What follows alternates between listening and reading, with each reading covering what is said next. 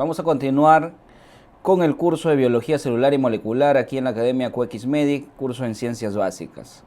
El tema a tratar el día de hoy, como segunda clase del curso, es señalización y transducción. Dentro del curso de Biología Celular y Molecular es importante estudiar no solamente las partes que constituyen a una célula, tanto a nivel molecular como celular, sino la función de las células. Y una de las principales funciones que tienen las células es comunicarse. Este tema está incluido dentro de lo que conocemos en los libros como comunicación celular. ¿Cómo se da la comunicación? Se da a través de moléculas, moléculas señalizadoras, moléculas que tienen que poseer un receptor a nivel de la célula que va a recibir esa señal. Y ese receptor tiene que ser capaz de transformar la señal química en una serie de reacciones metabólicas en el interior del citoplasma para originar una respuesta fisiológica. Llámese síntesis de proteínas, síntesis de ADN, síntesis de compartimentos de membrana, tanto de organelas como plasmalema. Entendido ello, primero vamos a comentar sobre los tipos de comunicación celular. La comunicación celular se da, ya les he mencionado, mediante dos estructuras importantes iniciales. Una es el ligando y otra es el receptor.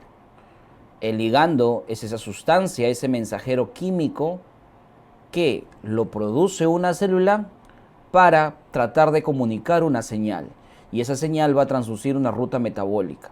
El receptor es aquella molécula normalmente constituida de proteína, molécula que recibe o complejo molecular que recibe a ese ligando y va a emitir señales, transduciendo esa señal química en una señal metabólica. Esa señal metabólica se da en una serie de pasos de activaciones enzimáticas conocidas como cascada de señalización intracelular. Partiendo de estos dos principales conceptos dentro de la terminología de señalización celular, vamos ahora a comentar cuáles son los tipos de comunicación celular. 5 tipos se han estudiado y existen. Empezaremos comentando sobre el primer tipo de comunicación celular. Este primer tipo es la comunicación yuxtacrina. Yuxta viene del prefijo al lado, y crina viene del prefijo comunicación.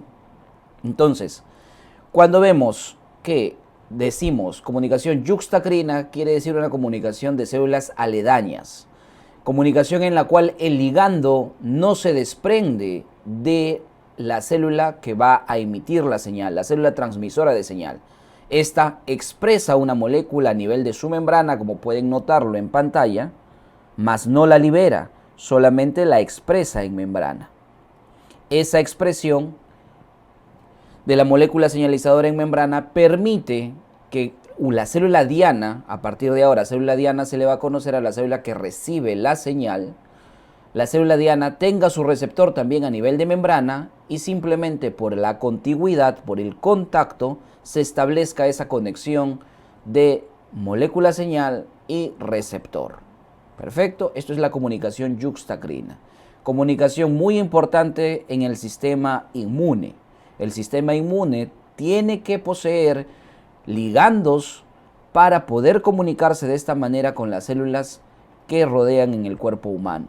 De esta forma, por ejemplo, puede reconocer los leucocitos al juntarse a una célula, conocer a través de sus receptores y ligandos, de los complejos de histocompatibilidad, ver si la célula con la que está haciendo contacto o el elemento con el que está haciendo contacto es propio del organismo. Comunicación yuxtacrina, entonces, relevante en el sistema inmunológico. Acá ponemos inmuno. Luego tenemos la comunicación paracrina. La comunicación paracrina también se da de células aledañas. En esta comunicación ya se empieza a emitir esa molécula señal. Esa molécula señal no solamente se va a expresar en membrana, sino se emite, se libera. Usualmente esta molécula señal se almacena si tiene naturaleza lipídica, si tiene naturaleza, hidrosoluble, lapsus. se puede almacenar. Si tiene naturaleza lipídica, no se puede almacenar. Quiere decir que esa molécula, a medida que se sintetiza y se produce, es liberada. Es liberada. Bien, ahí la diferencia química de estas moléculas señales conocidas como hormonas. ¿Por qué utilizamos aquí el término hormona local?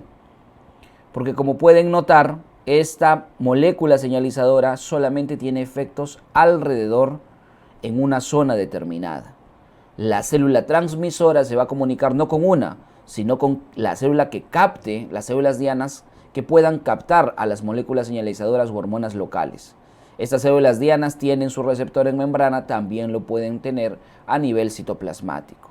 Entonces, comunicación paracrina es importante dentro de un sistema conocido como sistema neuroendocrino. Neuroendocrino. Que, siendo un sistema importante, no es estudiado a cabalidad dentro de las facultades.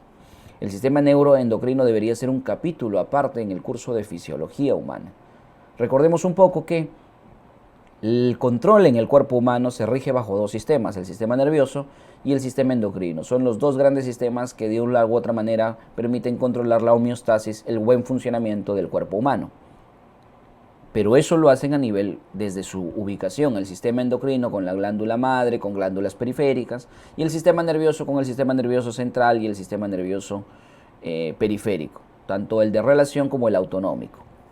El sistema neuroendocrino es un grupo de células con capacidad de liberar hormonas locales distribuidas en todos los tejidos y que permiten una regulación paracrina del tejido respectivo. Regulación paracrina. Por ejemplo, ¿has escuchado de las células G? ¿Has escuchado de estas células que se ubican a nivel de el estómago, de la mucosa gástrica? Estas células son capaces de comunicar a las células parietales que tienen que producir un determinado nivel de hidrogeniones para un correcto nivel de pH de acuerdo a lo que tú hayas consumido.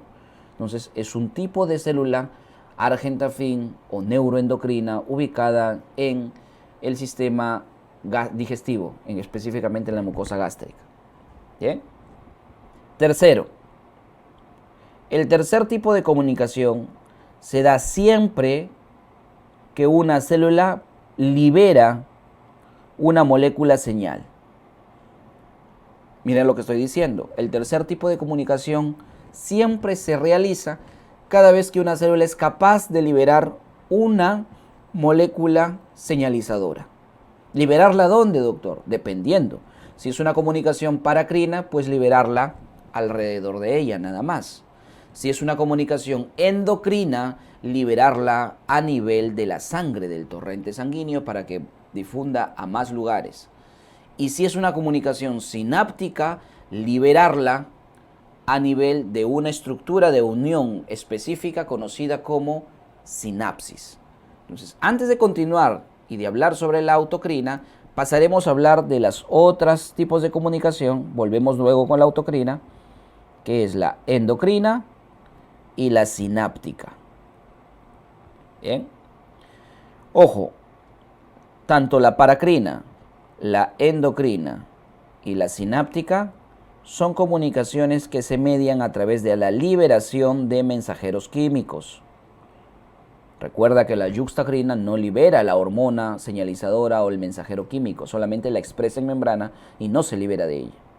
Como son comunicaciones por las cuales se va a liberar una sustancia, en estos tres tipos de comunicación siempre se va a dar una comunicación paralela conocida como comunicación autocrina.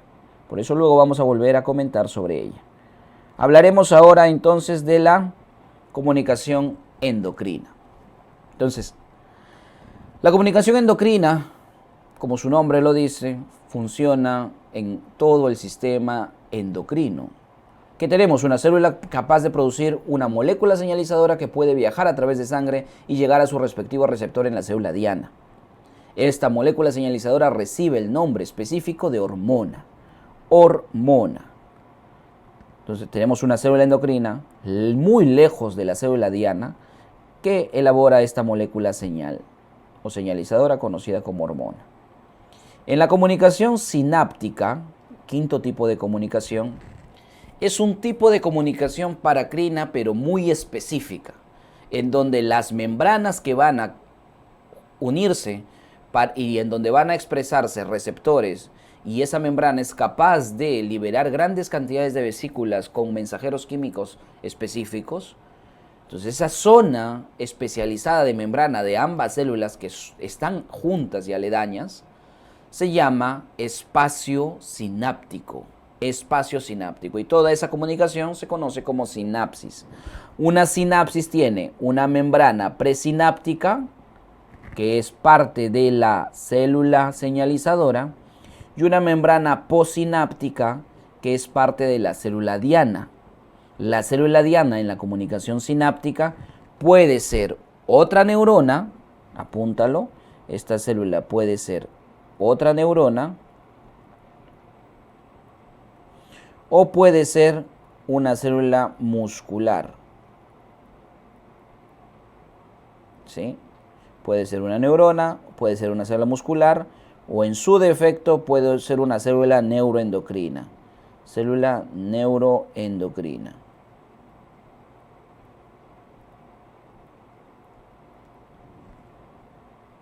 ¿Correcto? O sea, las comunicaciones sinápticas no solamente se dan entre neuronas. Quítate ese concepto de la cabeza.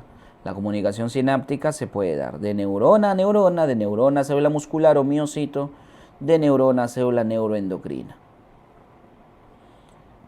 En esta comunicación hay una serie de proteínas en la membrana presináptica, en el espacio de liberación de membrana presináptica conocido como botón terminal, la cual permite la liberación de estas vesículas. En la zona de la membrana de la célula diana, depende de qué tipo de célula diana estemos hablando, esa membrana de comunicación sináptica recibe un nombre. Por ejemplo, si estamos hablando de la célula muscular, la membrana postsináptica de esta célula, esa zona que hace sinapsis con una neurona, se conoce como placa terminal motora.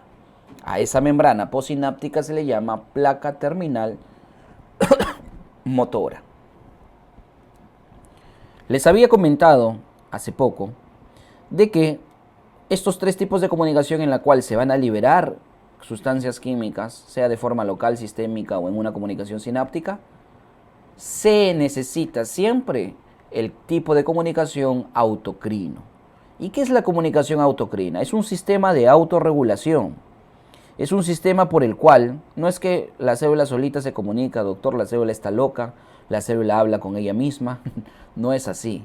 La comunicación autocrina se da para una regulación de las tres comunicaciones anteriores. ¿Cómo así? Por ejemplo, si la paracrina está liberando una hormona local que va a ir a células aledañas, ¿cómo sabe cuánta hormona local tiene que producir? ¿Cómo dosa la cantidad de hormona local que tiene que producir? Lo dosa a través de receptores que ella misma tiene en su membrana. O sea, ella misma tiene receptores que se acoplan a la hormona que está produciendo. Y eso sirve para dos cosas importantes. Uno, para regular la secreción de la sustancia química o mensajero químico. Y dos, para ver la calidad de mensajero químico que estoy produciendo. ¿Por qué? Porque si no tiene un acoplamiento adecuado con el receptor, la célula se da cuenta de que no está produciendo una buena calidad de hormona local. Hasta aquí hemos conversado y hemos hablado sobre receptor y ligando. En la yuxtacrina, receptor, célula diana. Ligando, unido a membrana. En la paracrina, ligando la hormona local, receptor en cada célula diana. En la endocrina, ligando la hormona, receptor a nivel de la célula diana. En la sináptica, ligando se llama neurotransmisor, o también puede ser un neuropéptido. Y el receptor se halla en la membrana postsináptica de la célula diana. La autocrina, tanto ligando, que es una hormona local, como receptor, se producen o lo tiene la misma célula señalizadora. A su vez se convierte en célula señalizadora y célula diana. Luego de la comunicación ligando-receptor y de la unión de estos dos elementos, va a surgir una cascada de señalización. Esta cascada de señalización, por lo general, empieza con la elaboración de un primer elemento, activación de una enzima, una primera enzima, y elaboración de una sustancia, un producto, y a este producto le llamamos la primera molécula de la cascada de señalización. Esta primera molécula de la cascada de señalización recibe el nombre de segundo mensajero. Si a este le llaman segundo mensajero, ¿a quién le denominan primer mensajero? Primer mensajero también se le llama al ligando.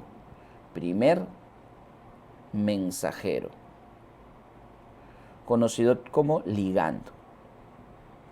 Este segundo mensajero es una molécula no enzimática que transduce señales de un ligando extracelular. Mira lo que dice acá, ligando extracelular a respuestas citoplasmáticas e intracelulares. Es decir, que este tipo de término que es segundo mensajero solamente va a ocurrir cuando se trate de receptores expresados en membrana.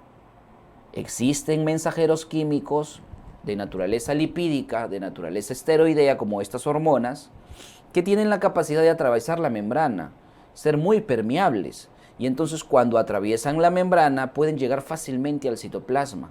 Como llegan fácilmente al citoplasma, el receptor no está en membrana celular, sino está a nivel del citoplasma. Como ya está la unión de receptor y ligando en citoplasma, se transduce la señal, se hace la cascada de señalización y ya no necesitas un segundo mensajero. Los segundos mensajeros solo se van a dar en comunicaciones cuyo receptor esté ubicado a nivel de membrana. Hay comunicaciones, repito, como que el receptor es citoplasmático. Cuarto, el término llamado cascada de señalización. La cascada de señalización es una serie de reacciones químicas que se puede también llamar cascada de metabolismo o ruta metabólica, que va a terminar por enviar señales hasta un punto determinado en donde se genera la respuesta fisiológica. Tenemos un ligando receptor, transduce la señal. Si el receptor es en membrana, un segundo mensajero, que es la primera sustancia no enzimática a nivel de una ruta. Sigue una segunda, una tercera, puede ser una cuarta, es innumerable dependiendo de qué tipo de ruta metabólica se siga, para elaborar un producto que va a dar una respuesta fisiológica en la célula. Cuando pasa de una sustancia A, una sustancia B, una sustancia C y una sustancia D, imaginemos que son 4 productos en esa cascada de señalización, la sustancia D finalmente da la respuesta fisiológica. Cada una de esas sustancias se producen en mayor concentración que su anterior fase. Por ejemplo, la sustancia A se produce como 2, imagínate, 2 sustancias A. Cada sustancia A puede activar 3 a 4 sustancias B, y entonces se multiplica la acción, ¿verdad? De 3 sustancias A ya tienes 12 sustancias B. Cada una hace lo mismo, entonces tendrías 36 a 48 sustancias C. Y esto lo multiplicarías nuevamente y casi 200 sustancias D. ¿Cómo se llama ese aumento de productos en cada paso de la cascada de señalización? Se llama amplificación de señal. Amplificación de señal. Es el aumento del número de moléculas con cada paso en la cascada de señalización. Terminando este concepto de tipos de comunicación y las principales terminologías que debes manejar, dejándolo ya claro, pasamos a los sistemas de transducción de señal que existen. Los sistemas de transducción de señal, veamos, si el receptor se ubica a nivel de la célula diana, a nivel de la membrana de la célula diana, y el ligando llega a conectarse, ligando también conocido como primer mensajero. Tras esa unión de ligando receptor, se va a activar una sustancia de transducción de señal.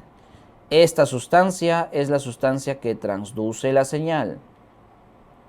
A veces es otro componente acoplado al receptor, o muchas veces es el mismo receptor cuya parte intracelular o citosólica tiene esa característica de poder ser transductor de señal. Entonces esa es la molécula transductora de señal. Una gran proteína que elabora nuestro cuerpo de diferentes formas, que es capaz de acoplarse a receptores de membrana y transducir señales, justamente se ha elaborado esa proteína para poder hacer la transducción de señales, y es la especialista en transducción de señales, es la proteína G. Proteína G. Bueno, ¿qué se produce? Se produce una primera enzima. Normalmente se produce una primera enzima. Y esta primera enzima lo que hace es elaborar a un producto. Y este primer producto de la cascada de señalización, ¿cómo se le llama? Se le llama segundo mensajero. Así se le llama al primer producto de la cascada de señalización. Recuerda que no tiene que ser una estructura enzimática. El segundo mensajero no es una estructura enzimática, es un producto. Este producto activa una segunda enzima, la cual activa y genera otros productos. Como puedes notar, a medida que avanza la cascada de señalización, hay una amplificación de señal. ¿Qué quiere decir? Que con cada paso que se da, va a aumentar el número de productos. Y estos productos pueden tener diferentes acciones intracelulares. Estas acciones intracelulares están resumidas en este cuadro. En este cuadro nos traen, dependiendo si esta proteína es una proteína de transporte, pues la cascada de señalización termina en una proteína que se va a acoplar a membrana y va a permitir el transporte de una sustancia determinada, que puede ser un ion. Bien, tenemos una forma de actuar, una forma final de función fisiológica de una cascada de señalización. Una segunda sería activando finalmente un producto enzimático de una enzima determinada de un ciclo. Por ejemplo, se produce una enzima de la fase 3 del ciclo de la urea, que sirve para el control.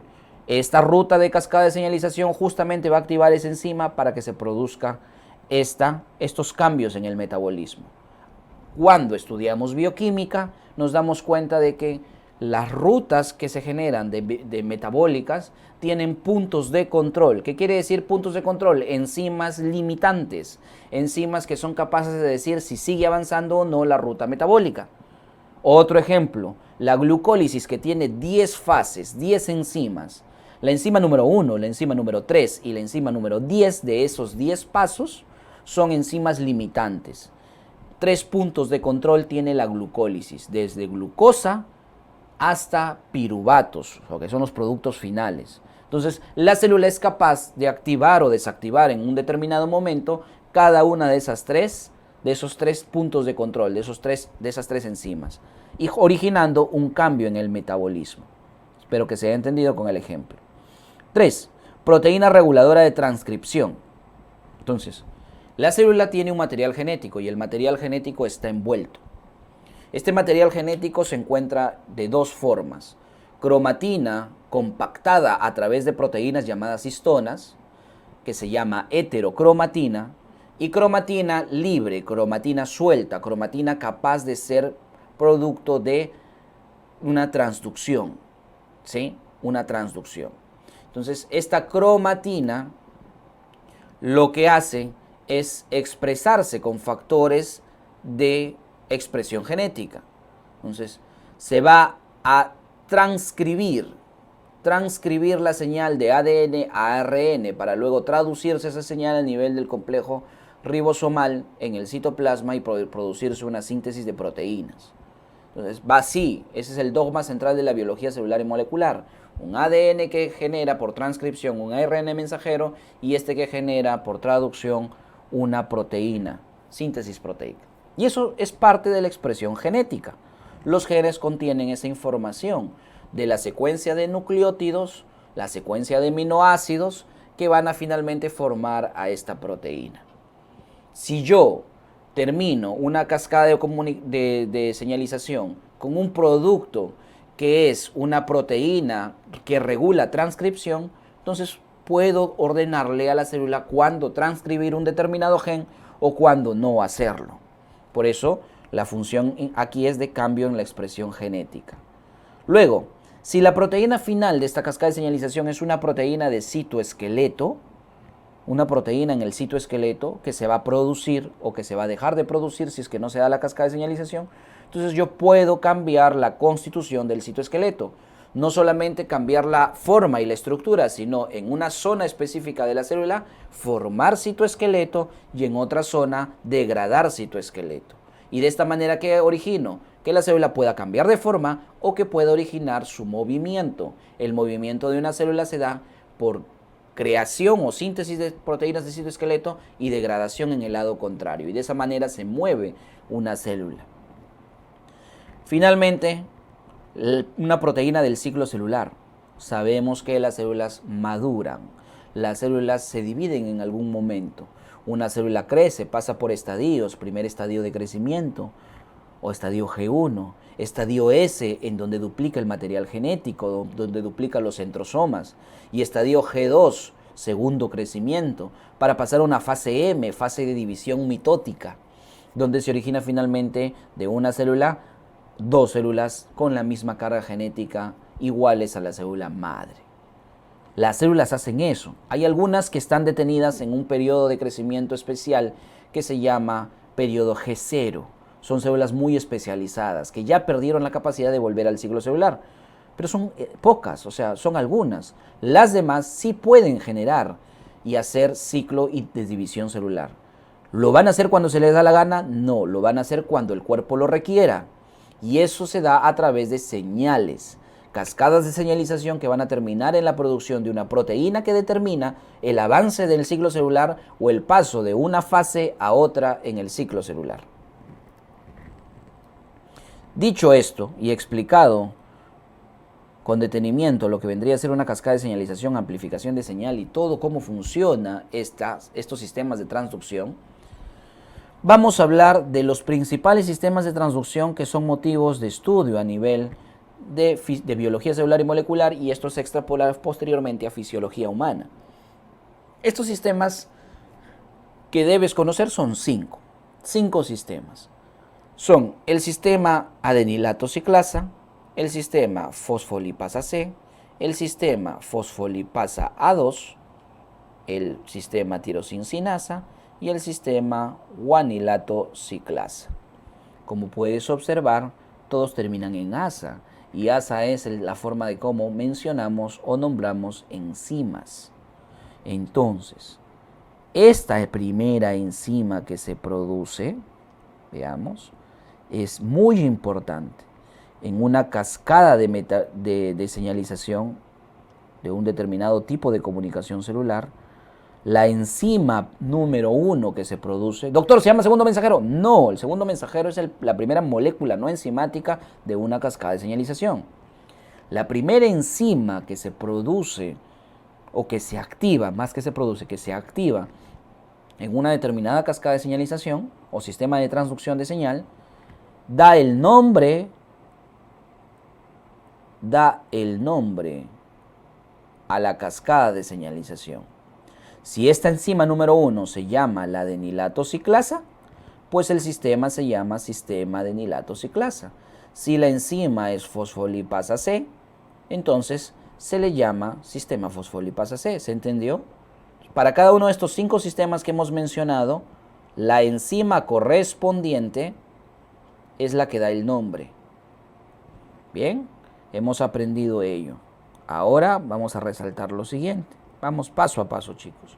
Adenilato ciclasa, fosfolipasa C. ¿Qué es esto? Es la enzima. Ahora vemos el segundo mensajero. El segundo mensajero para cada una de estas rutas lo tienes que aprender. El segundo mensajero para la adenilato ciclasa se llama AMP cíclico. En el fosfolipasa C tienes 2 segundos mensajeros, el diacilglicerol y el inositol trifosfato. En el sistema de fosfolipasa A2 tienes como segundo mensajero al ácido araquidónico. En el sistema tirosincinasa tienes como segundos mensajeros al IRS y a la proteína JAK. Y en el sistema guanilato ciclasa como segundos mensajeros tienes al GMP cíclico. Segundos mensajeros. ¿Hay que aprenderlo, doctor? Sí. Hay que aprender cada uno de ellos cuál es su respectivo segundo mensajero. Ahora, la transducción de señal, que le vamos a poner aquí un colorcito, a ver, un color verde. La transducción de señal se da por una proteína. Normalmente esta proteína especializada en transducir señal son las proteínas G. Para el caso de adenilato ciclasa actúa la GS y la GI. En el caso de la fosfolipasa C actúa la GQ. Para la fosfolipasa 2 la GI/0. Bien, hasta ahí tenemos los tres sistemas de transducción de señal en donde actúan la proteína G como proteína de transducción de señal. En el caso del cuarto y quinto sistema ya no actúa la proteína G. Lo que actúa, por ejemplo, en el sistema tirosina-sinasa es un receptor con actividad enzimática. O sea, el receptor tiene actividad intrínseca. O en todo caso está acoplada a una enzima tirosina-sinasa. En el sistema número 5 tenemos un receptor acoplado a enzima. Bien, receptor acoplado a enzima. Por último, ya, solo porque estás en QXMedic, te damos un datito adicional. Y el datito adicional es cómo se llama ese producto que me permite generar cambios fisiológicos en la célula. No manche, doctor, ¿sí? Sí. Vamos a decirte cómo se llama ese producto. Ese producto en el sistema número 1 se llama proteinquinasas del tipo A. Señalo la A para que te vas a recordar de adenilato ciclasa. Fosfolipasa C. ¿Cómo se llama el producto? Se llama proteinquinasa del tipo C. O calcio. ¿Sí? Si actúa como segundo mensajero el diacilglicerol, se produce proteinquinasas del tipo C. Si actúa como segundo mensajero el inositol trifosfato, se produce calcio como producto que genera acciones intracelulares. En el caso de la fosfolipasa 2, el ácido araquidónico generará, gracias a dos enzimas, que son los productos, ¿sí? Bueno, en realidad estos no son los productos, sino vendrían a ser las enzimas que bajan a generar a los productos. Bien, tenemos las ciclooxigenasas que me va a permitir originar prostaglandinas y las lipoxigenasas que me van a originar leucotrienos. Entonces hay que apuntarlo así. Perfecto. Ahí como que se nos ha pasado. Acá que apuntamos prostaglandinas. Uy, no se nota eso. Con negrito. Prostaglandinas. Y acá leucotrienos. Esos vendrían a ser los productos finales. Y la fase intermedia sería a través de las COX se producen las prostaglandinas y a través de las lipoxigenasas se producen los leucotrienos, ¿sí? Hay que corregir ahí. Bien, continuamos. En el caso del sistema tirosin-sinasa, ¿qué se va a producir? Se va a producir el Pi3K o la proteína STAT, para el caso de la si utilicen JAK, ¿no? Y el GMP cíclico, ¿qué me va a producir? Proteinquinasas del tipo G. Proteinquinasas del tipo G. Entonces, cuadros importantes que debes aprender que resumen todo en los sistemas de transducción de señal. Ahora, vamos a comentar sobre los tipos de receptores. Ordenémonos. Hemos hablado de los tipos de comunicación celular. La comunicación celular puede ser de 5 tipos. La yuxtacrina, endocrina, paracrina, sináptica y la autocrina. La comunicación celular siempre necesita de un ligando, de un receptor. Los receptores vamos a estudiarlos ahora. Después de que el ligando y receptor se conectan, se da una transducción de señal, siempre y cuando el receptor sea esté ubicado a nivel de membrana. Y ese sistema de transducción de señal lo hemos estudiado en la diapositiva anterior.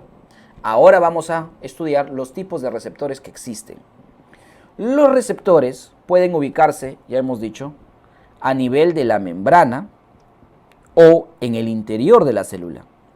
Los más abundantes son los que se ubican a nivel de membrana. Son los más abundantes. También tenemos receptores dentro de la célula. Y estos receptores intracelulares pueden ser citosólicos o pueden estar incluso dentro del núcleo, nucleares. Bien, citosólicos o nucleares. Entonces vemos que esta molécula tiene que tener la capacidad de poder pasar y atravesar la capa fosfolipídica, o sea, ser hidrofóbica, una molécula liposoluble que recibe su receptor en la parte interna. Puede ser citosólico o puede ser nuclear. Aquí tenemos como ejemplo a las hormonas esteroideas y al óxido nítrico. ¿Sí? Hormonas esteroideas y óxido nítrico. Ahora, los receptores, esa es una forma de clasificar, de acuerdo a la ubicación, de membrana o intracelulares. Otra forma de clasificar a los receptores es de acuerdo a lo que hacen. Si el receptor es un receptor que al unirse con el ligando no activa una ruta metabólica como lo hemos visto en el sistema de transducción de señal, sino que simplemente es un receptor que al unirse con el ligando sirve o funciona como un canal que se abre para el ingreso de iones. Si es así, estos receptores se les llaman ionotrópicos. De acuerdo a lo que hace el receptor, se clasifican en ionotrópicos y metabotrópicos. ¿Qué es un receptor metabotrópico? Un receptor metabotrópico es un receptor que activa cascadas de señalización. Un receptor metabotrópico es el que está relacionado con un sistema de transducción de señal,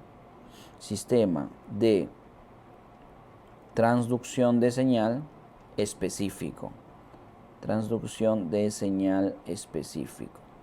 Activa una ruta metabólica.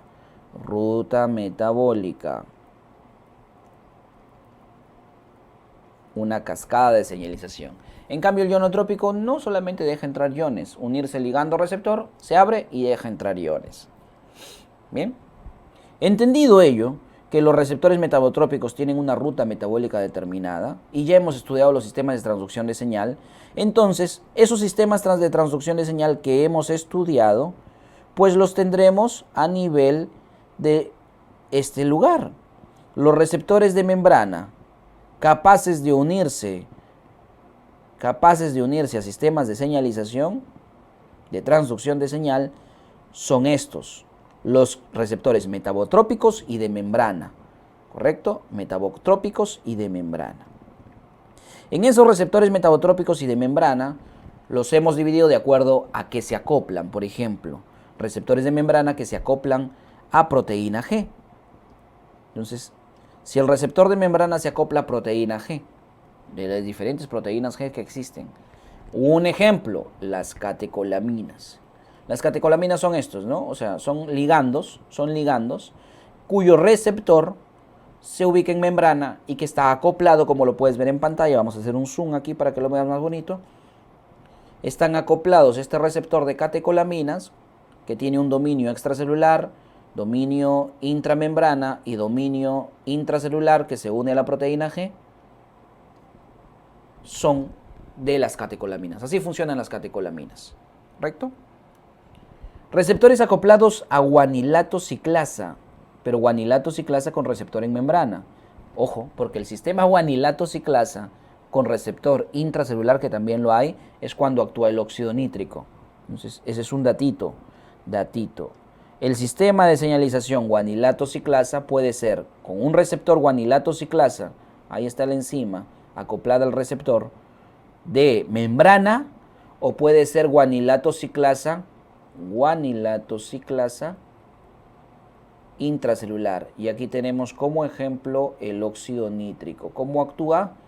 Pasa y difunde por la membrana y su receptor es una guanilato ciclasa a nivel intracelular. ¿Sí? Perfecto. Por ejemplo, ¿quién actúa con guanilato ciclasa como receptor acoplado a membrana? El péptido natriurético auricular. Los péptidos natriuréticos actúan de esa manera. Esa es su forma de actuar. Entonces, esto de acá es el mensajero químico. Luego tenemos como mensajero la insulina. ¿Y la insulina dentro de qué está? De receptores con actividad enzimática intrínseca. Y estos receptores con actividad enzimática intrínseca son receptores tirosincinasas. O sea, receptores cuya parte interna del receptor es una enzima tirosincinasa. La insulina entonces se va a unir a su receptor y va a activar la parte interna del mismo receptor. O sea, es actividad enzimática intrínseca. Existen otros receptores con actividad enzimática intrínseca, pero que no son tirosincinasa, sino son serin o treonincinasas. Bien. Sinasa significa enzima que fosforila a un determinado producto. O sea, ¿qué hace esa enzima? Fosforilar a un producto. ¿En dónde lo fosforila? Normalmente esa sustancia, perdón, ese sustrato, no producto, ese sustrato es una proteína que tiene aminoácidos. Depende de qué aminoácido yo lo fosforile, entonces la enzima se llama tirosinsinasa si fosforila un sustrato en sus residuos de tirosina. Se llama serin o trioninsinasa si fosforila a un sustrato en sus residuos de serin o trioninsinasa. La molécula que lo recibe, por ejemplo, acá como ejemplo, tenemos al factor de crecimiento transformante tipo beta. ¿Cómo actúa? Con el sistema serin-trioninquinasa. Ahora, con actividad enzimática pero acoplada. Por ejemplo, los complementos JAK que tienen actividad tirosinsinasa pero son receptores acoplados. Y ahí tenemos como ejemplo la hormona de crecimiento. Así funciona la hormona de crecimiento para su transducción de señal. Finalmente, los receptores ionotrópicos son receptores en membrana, lógico, pero que se comportan como canales iónicos dependientes del ligando. Y acá tenemos un ejemplo, llega la acetilcolina, en realidad llegarían 2 acetilcolina, para la acetilcolina son 2 moléculas. El receptor funciona así, con 2 moléculas que se conectan de acetilcolina para ingresar ion, que normalmente es el sodio, despolarizando a la membrana en la cual se activa esto. La función de la acetilcolina en la membrana en la cual tienen los receptores es despolarizar a esa célula. Despolarizarla. Bien. Hablamos ahora de la proteína G. La proteína G es la especialista, la la que ha nacido para ello. ¿Para qué? Para transducir señales. Por ende, siempre va a tener que actuar acoplada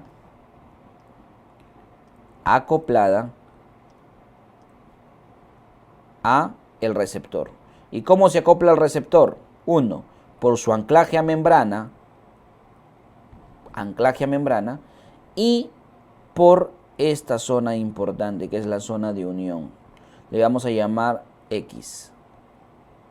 Esta zona X, donde tenemos aquí, es el sitio de unión a la proteína G intracelular del receptor X.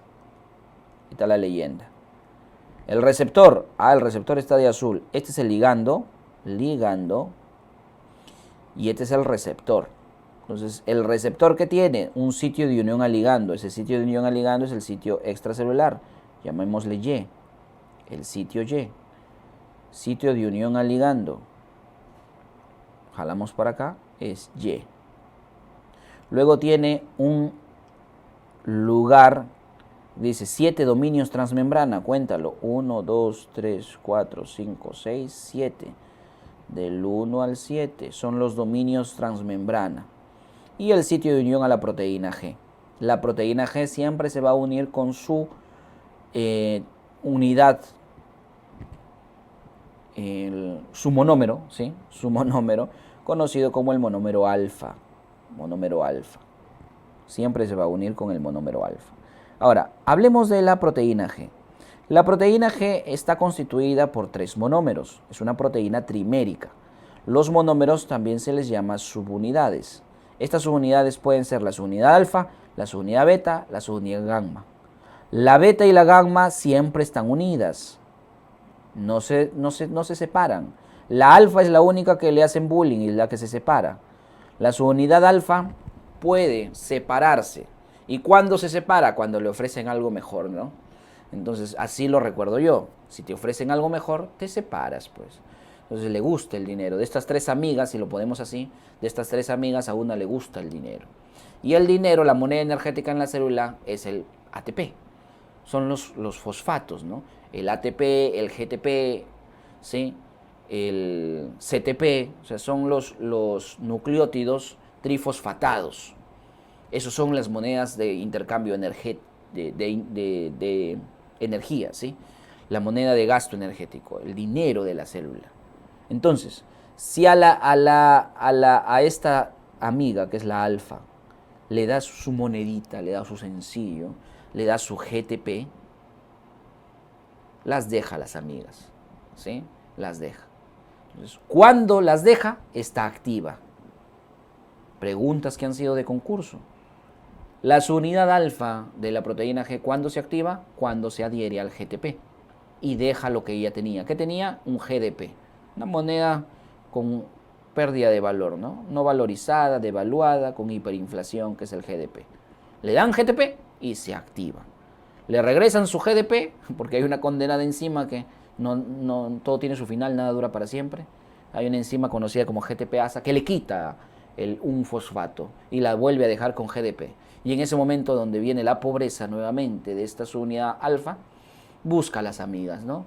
Busca a las amigas. Y como son sus amigas, en realidad le dicen, ya bueno, te perdonamos, te disculpamos. Sé que el dinero te hizo cambiar, pero ahora ya vas a estar mejor. Y se vuelven a juntar. Entonces, cuando la subunidad alfa está inactiva cuando está unida al GDP. Eso tienes que aprender. Subunidad alfa, GDP, inactivo. GTP, activo. Muy bien. Lo otro es, cuando la subunidad alfa está activa, esta subunidad alfa, dependiendo qué subtipo sea, porque existen subtipos, va a ejecutar una acción determinada.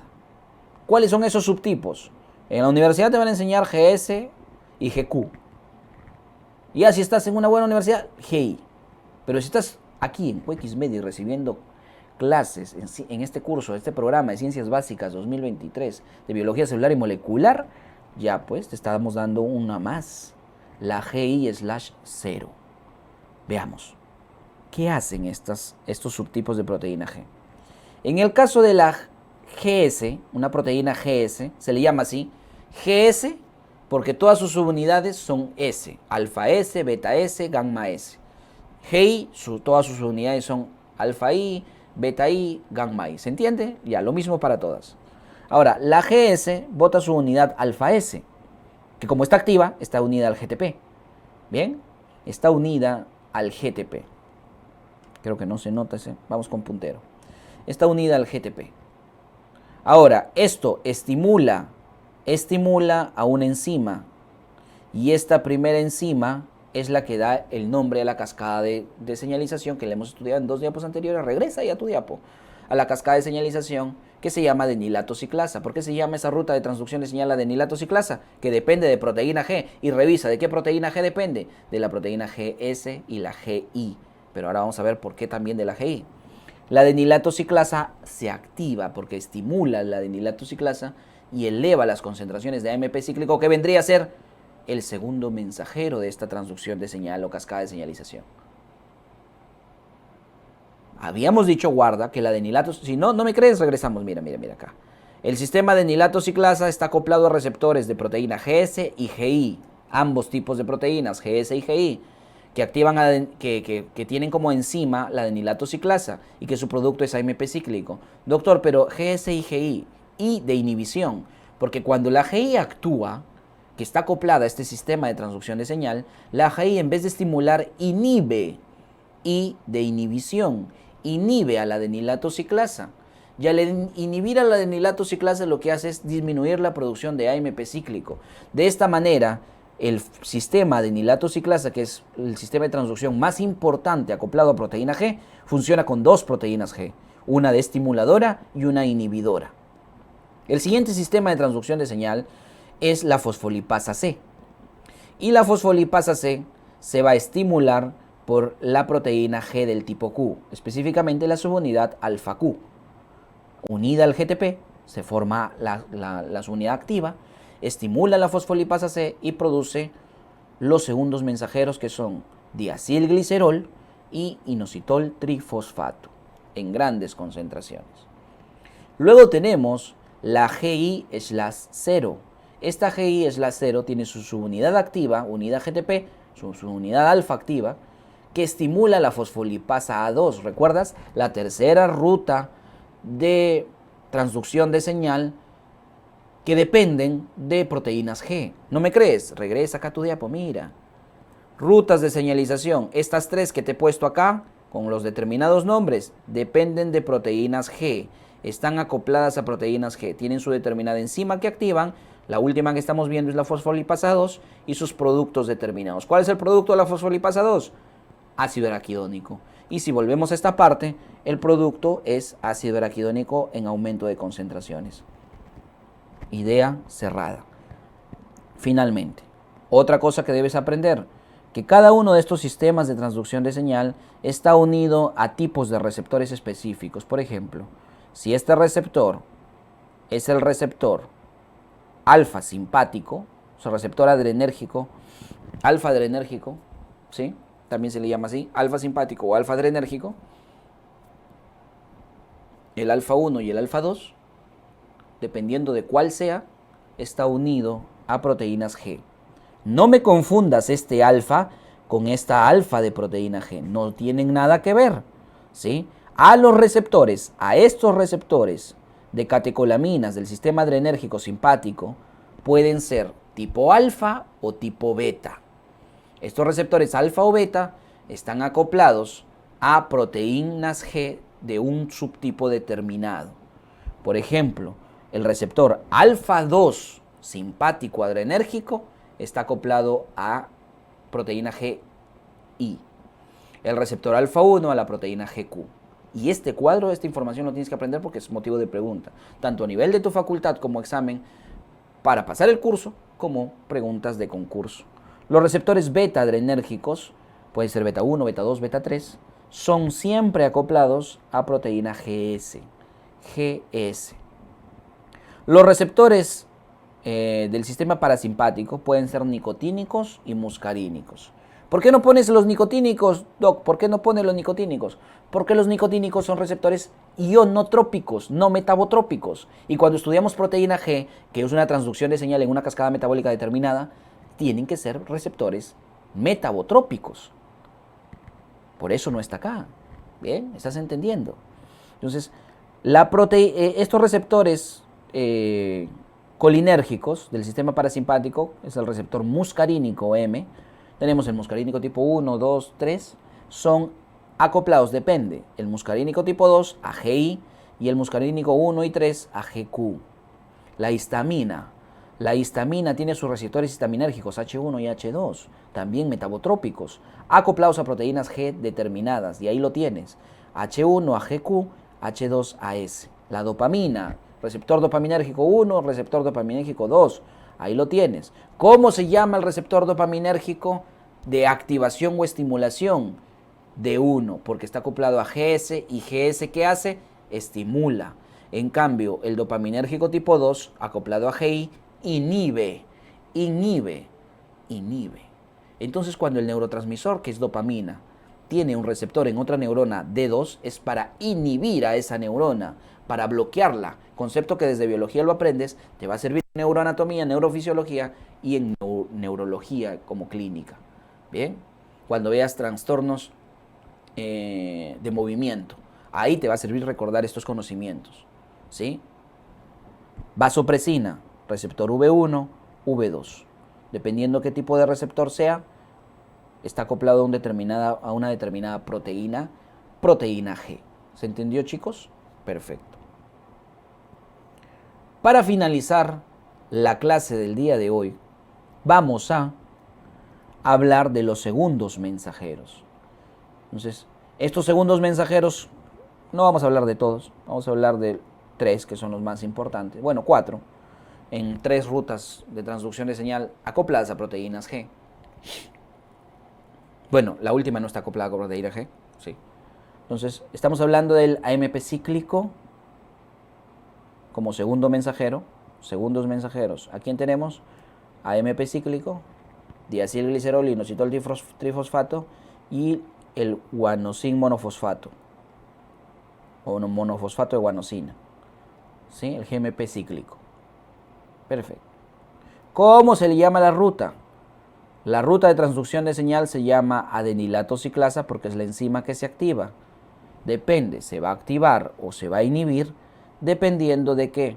Si viene una GS, la estimula, si viene una GI, la inhibe. Así se controla la función del adenilato ciclasa, ¿sí? Si la estimulas, produce su... ¿Cuál es el producto? AMP cíclico, que es este segundo mensajero del cual vamos a hablar. AMP cíclico. Entonces, ¿cómo vas a recordar esa cascada? Así, mira. Adenilato ciclasa, AMP cíclico. ¿Qué produce el AMP cíclico? Una cascada que finalmente lleva a la producción de un producto final con acción fisiológica. Y esa es la proteína quinasa del tipo A, que tiene las acciones intracelulares. Entonces mira, adenilato ciclasa, AMP cíclico como segundo mensajero y como producto final proteína quinasa del tipo A. Hay un sistema que permite inhibir a este AMP cíclico y controlar lo que es el sistema de las fosfodiesterasas. Las fosfodiesterasas degradan los nucleótidos monofosfatados cíclicos. Bien, los cambian a lineales, de cíclico a lineal, ¿correcto? Y eso bloquea las acciones que tengan. Entonces, fosfodiesterasas es una forma también de cómo degrado a este segundo mensajero. Esto es el sistema de transducción de adenilato ciclasa. Y el segundo mensajero, ¿qué es lo que hace? ¿Qué es lo que debes saber? ¿A qué proteína quinasa activa? ¿De qué enzima la forma? Y formas de degradación, que en este caso está la fosfodiesterasa, que la degrada a AMP. Siguiente, tenemos diacilglicerol e inositol trifosfato. Entonces, existe un fosfolípido en membrana que es el PIP2, el cual se va a degradar, que está en la capa interna, se va a degradar a través de una enzima que se llama fosfolipasa C. Fosfolipasa C. Este sistema de transducción de señal es el sistema de transducción fosfolipasa C. ¿Cómo se activa esta fosfolipasa C? Por una proteína de transducción de señal que es la proteína GQ. Aquí vemos solamente la subunidad GQ, alfa Q.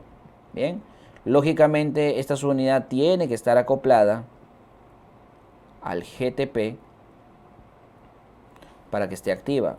GTP, ¿sí? Ahí faltó GTP, porque si no, no está activa. Bien. ¿Qué pasa con esta fosfolipasa? Su nombre lo dice, lipasa. Fosfolipasa degrada fosfolípidos y coge al PIP2, que es un fosfolípido de membrana, para degradarlos en productos. En el inositol trifosfato, que es el que se libera a citoplasma, y el que queda a nivel de la capa interna de la membrana celular, que es la parte del fosfolípido que queda, el diacilglicerol. Diacilglicerol. ¿Bien? Este diacilglicerol lo que va a hacer es activar a proteína quinasas del tipo C. Entonces, fosfolipasa C activa proteína quinasas del tipo C. Y estas proteínas quinasas del tipo C, finalmente lo que van a hacer es activar canales de calcio dependientes del ligando de activación que hacen que ingrese el calcio. Calcio, ¿correcto? ¿Hay otra forma de que el calcio ingrese? Sí, porque el calcio va a hacer las acciones intracelulares. ¿Cómo? Saliendo del retículo endoplasmático. Esta función, por ejemplo, está a nivel de las células musculares que necesitan para contracción calcio, no solamente de afuera, como lo hace el músculo liso y el cardíaco, sino la célula muscular esquelética necesita calcio de adentro, del retículo sarcoplasmático o endoplasmático del músculo. ¿Y cómo lo hacen? A través de este mensajero, el inositol trifosfato. El inositol trifosfato tiene su receptor y este canal permite la liberación. El receptor es un canal que al abrirse permite la liberación de calcio. Entonces ahí está con la C, fosfolipasa C, proteína quinasa tipo C, calcio, correcto, la C. Y eso viene a dar las acciones intracelulares. Último, el GMP cíclico. El GMP cíclico como segundo mensajero se va a activar o se va a formar gracias a la guanilato ciclasa. En este ejemplo estamos viendo guanilato ciclasa, en donde el ligando es un ligando que difunde por la membrana. Esto es una célula muscular lisa del vaso sanguíneo. El óxido nítrico es el ligando. Este ligando, ¿bien? ¿Dónde lo hemos estudiado? Mira, para que consolides la información, lo hemos estudiado acá. Receptores intracelulares, óxido nítrico, está acoplado al sistema guanilato ciclasa, pero que no tiene proteína G, ¿correcto? Que no tiene proteína G y que tiene receptor intracelular. En cambio, el receptor, la guanilato ciclasa acoplado a receptor de membrana es para los péptidos natriuréticos.